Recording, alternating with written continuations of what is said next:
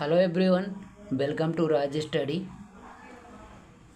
तो आज इस वीडियो के माध्यम से देखिएगा कि एक वकील साहब आएंगे तो सुप्रीम कोर्ट के जितने बड़े अहम फैसले हैं उन फैसलों को बहुत डिटेल से चर्चा करेंगे। ये तो पता ही है कि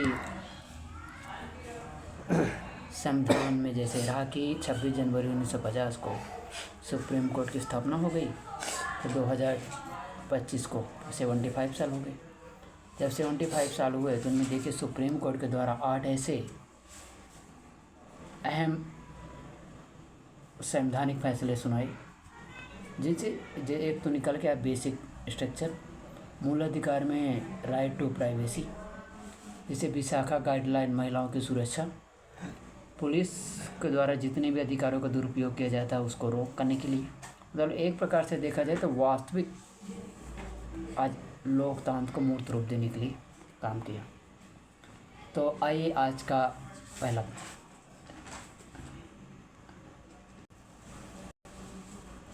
तो देखिए जो पहला सुप्रीम कोर्ट के द्वारा सुनाया गया फैसला है उनमें से केशवानंद भारती वर्सेस केशवानंद भारती 1973 संसद सरकार न्यायपालिका की शक्तियाँ तय की गई।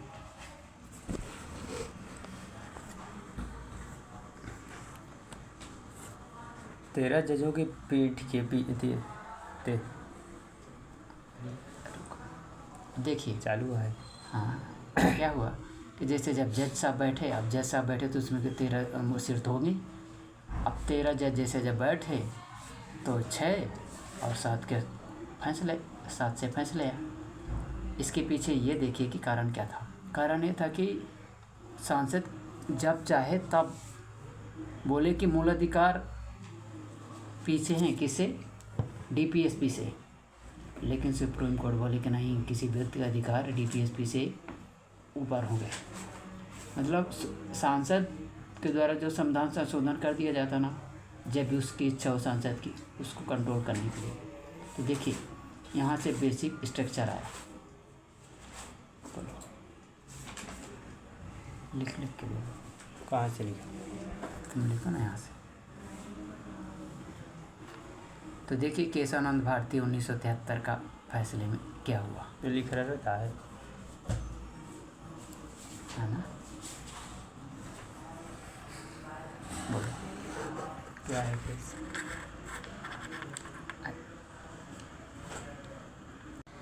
तो देखिए अब पहला फैसला जो है 1973 का, तो 13 जजों की पीठ के फैसले के बाद संसद सरकार और न्यायपालिका की शक्तियों के कार्यक्षेत्र का निर्धारण और संविधान का बेसिक स्ट्रक्चर, संविधान का बेसिक ढांचे का सिद्धांत, आर्टिकल 368 के तहत संविधान संशोधन की सीमाएं तय हुई। अब यहाँ तो ख़त्म। तो देखिए ये पहला जो मामला था, SR मुंबई के बारे में कुछ जानकारी नहीं है। एक कम से कम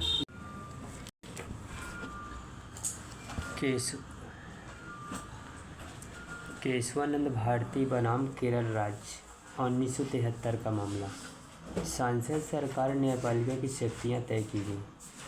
13 जजों की पीठ के फैसले के बाद संसद सरकार और न्यायपालिका की शक्तियों के कार्यक्षेत्र का निर्धारण हुआ और संविधान का बेसिक ढांचे का सिद्धांत बना। आर्टिकल 368 के तहत संविधान संशोधन की सीमाएं तय हुई। यहीं से निकल कर आया बेसिक स्ट्रक्चर। अब और दूसरा केस है,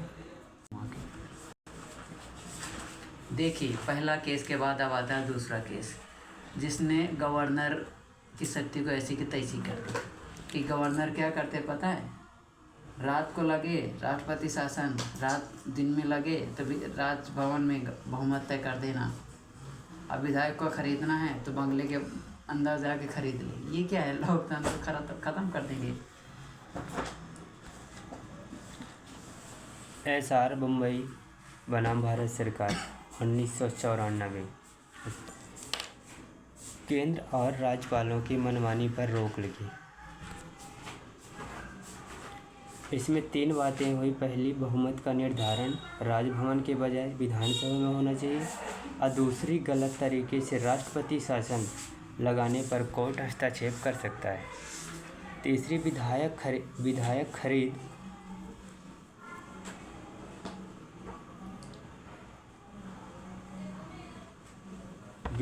खरीद फरोख्त में कमी आई। दूसरा खत्म। हाँ, अब तीसरा चालू है।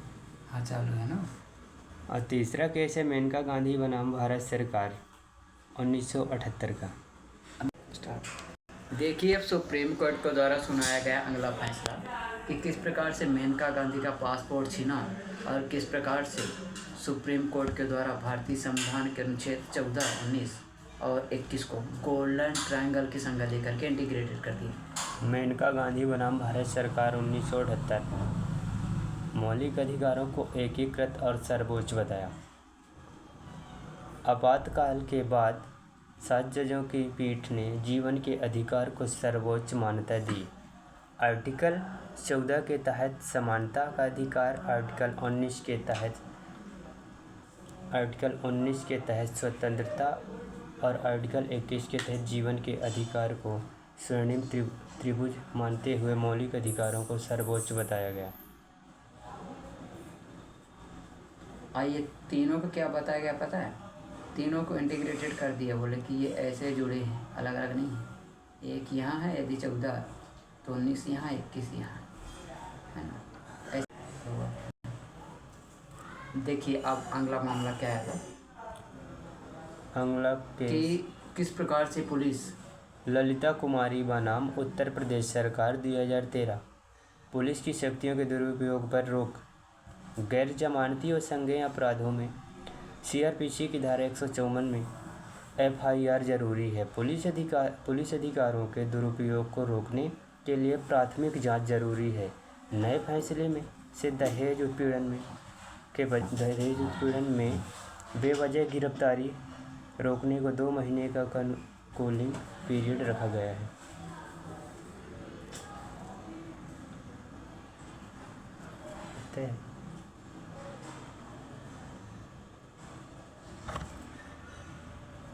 और देखिए कि कोर्ट का अगला 5वें नंबर का जो फैसला है, और इसको पढ़ने के बाद बहुत ही मज़ा आएगा कि किस प्रकार से हम किसी भी लड़की से शादी कर सकते हैं। हमारे बाप महतारी घर वाले कुछ नहीं कर सकते। इसीलिए इसमें बताया कि निजता का अधिकार, विवाह करने का अधिकार केवल मुझको है। हम मुझको कहीं भी कोर्ट में जा सकते, घर वाले कहीं बोले कुछ नहीं होता उससे, है ना।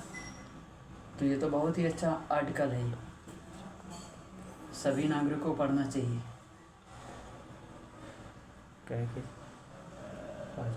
निजता के अधिकार को संवैधानिक मान्यता दे दी गई थी। ये कब आया था? 2017 में। और पुट्टा स्वामी मामले में क्या हुआ कि जब सुप्रीम कोर्ट ये मामला गया तो सुप्रीम कोर्ट बोले कि निजता का अधिकार जो है तो संवैधानिक अधिकार है, ना कि विधिक। PUCL बनाम भारत सरकार 1997 निजता के अधिकार को संवैधानिक मान्यता दी। टेलीफोन टेपिंग के दुरुपयोग और सरकारी जासूसी को रोकने के लिए नियम और प्रक्रिया बनाने की शुरुआत। 2017 में 9 जजों की पीठ ने पुट्टा स्वामी मामले में निजता के अधिकार को संवैधानिक मान्यता दी। उसके अनुसार संसद ने डेटा सुरक्षा कानून पारित किया। अब देखिए अगला फैसला, ये महिलाओं की सुरक्षा से जुड़ा फैसला है। जैसे कोई उद्यमी है, वो चाहता है कि एक महिला है, 2 पुरुष आते तो महिला को 300 रुपये या पुरुष को 500 रुपये वेतन। यहाँ तक तो ठीक है, ठीक नहीं है लेकिन गलत है। अब अगला खतरा क्या होता?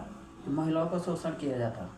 तो एक महिला का शोषण हुआ, राजस्थान की बात है, वो शाम के लौट के आई घर, बोले कि हमारे साथ ऐसा होगा। दूसरे दिन पेपर में छपा, सुप्रीम कोर्ट 100 मोटो एक्शन लिया, एक्ट बना दिया, गाइडलाइन 1997 की बात है। तो बहुत अच्छा बना दिया। और जितनी भी कार्यस्थल पर महिलाएं जहाँ जहाँ काम करेगी ना, महिलाओं की सुरक्षा के लिए गाइडलाइन बता दी कि तुम्हें ये करोगे। एक इंटरनल कंप्लेंट कमेटी गठित करोगे कार्य क्षेत्र में। बोलो।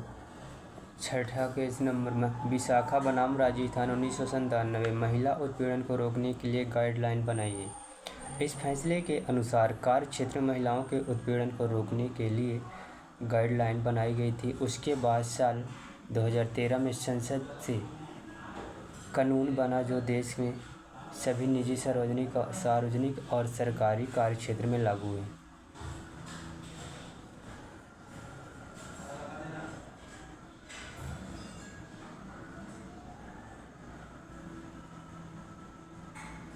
और 7वें नंबर का जो फैसला सुप्रीम कोर्ट अति महत्वपूर्ण फैसलों में से कि सरला मुद्गल पता है समान नागरिक संहिता को लागू करने के लिए जैसे जब फैसला होता आर्टिकल 44 के तहत। हालांकि अभी इंडिया में कोई ऐसा कानून बना नहीं, लेकिन हाँ गोवा तो आज़ादी के पहले से वहाँ लागू है समान नागरिक संहिता। और इस समान नागरिक संहिता क्या सब इसमें डिफाइन कर दिया गया सरला मुद्गल मामले में कि आपराधिक कानून यदि है यह मामला है तो सभी नागरिकों पर एक समान कानून लागू होगा। लेकिन यदि सिविल मामले हैं तो चुटकियों बजा बजा के धर्म के अनुसार अलग अलग जितने धर्म हैं उस धर्म के धार्मिक कानूनों के आधार पर फैसला होगा। तो ये था 7वां सरला मुद्गम बनाम भारत सरकार 1995 का केस। समान नागरिक संहिता को लागू करने का फैसला। आपराधिक कानून सभी नागरिकों के लिए समान रूप से लागू होते हैं, लेकिन सिविल कानून अलग अलग धर्मों के अनुसार बनाए गए। संविधान के आर्टिकल 44 के अनुसार समान नागरिक संहिता को लागू करने के लिए इस फैसले में कहा गया है 2024 में उत्तराखंड भारत का पहला राज्य बना। बोलो। 2024 में उत्तराखंड भारत का पहला राज्य बना जिसने समान नागरिक संहिता को लागू किया, जिसने सबसे पहले समान नागरिक संहिता को लागू करने का फैसला लिया। और केस नंबर 8वां सायरा बानो बनाम भारत सरकार 2017 तलाक बिद्दत को असंवैधानिक बताया गया। 3 तलाक को असंवैधानिक बताया गया उस पर प्रतिबंध के लिए संसद ने साल 2019 में कानून बनाया था। उसके पहले साल 1985 में साहिबानों के मामले के फैसले में सुप्रीम कोर्ट ने मुस्लिम महिलाओं को गुजारा भत्ता देने का आदेश दिया था। खत्म। ठीक है, तो देखिए ये सुप्रीम कोर्ट के द्वारा सुनाए गए 8 ऐसे फैसले हैं जिनका उपयोग हम चाहे निबंध में कर सकते, किसी को हराना हो तो उसको सामने भी खड़ा करके सुना सकते। लेकिन एक फैसले पुलिस के दुरुपयोग से, महिलाओं की सुरक्षा से, मूल अधिकार से, स्वर्णिम गोल्डन ट्रायंगल बन जाता। तीनों आर्टिकल के इंटीग्रेट कर दिए गए मेनका गांधी मामले में। Thank you very much for watching of this video. Like and subscribe अवश्य करिएगा, राइट।